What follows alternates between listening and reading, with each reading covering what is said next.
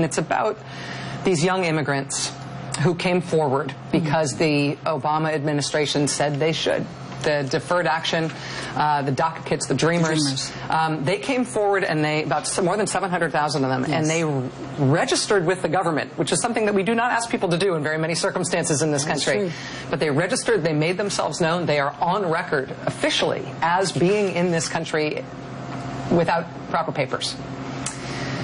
Now, that would seem, I would imagine, that a lot of those people feel like they've got a real target on their forehead in terms of being targeted for deportation or other enforcement actions by this incoming president, given his attitude toward immigrants and toward undocumented immigrants in particular. Some members of Congress have argued that the White House should issue a pardon to those kids for any past immigration violations or any future immigration violations, and that maybe that would prevent them from being deported, because these kids did come forward with these assurances they'd be okay. Now they might not be okay. Would the pardon work? Is there something else that could be done to protect those kids given the circumstances into which they came out?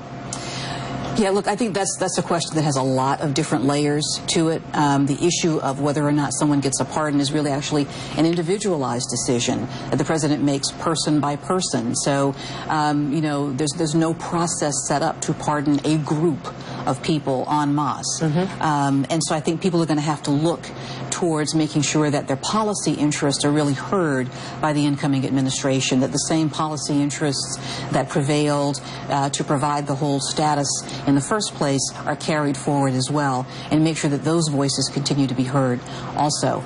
And I understand that concern. I understand it's heartbreaking. Those think about the fears of the roller coaster that they've been on. Yes. No, and look, I think it's clear, and I think you've outlined it very well. But I think that they're going to have to look to this new administration, try and find people there within that group with whom to speak, to raise those same issues that convinced the Obama administration to support them. And look, I think there are a lot of issues that we don't know what the future holds. We don't know what the future is going to bring.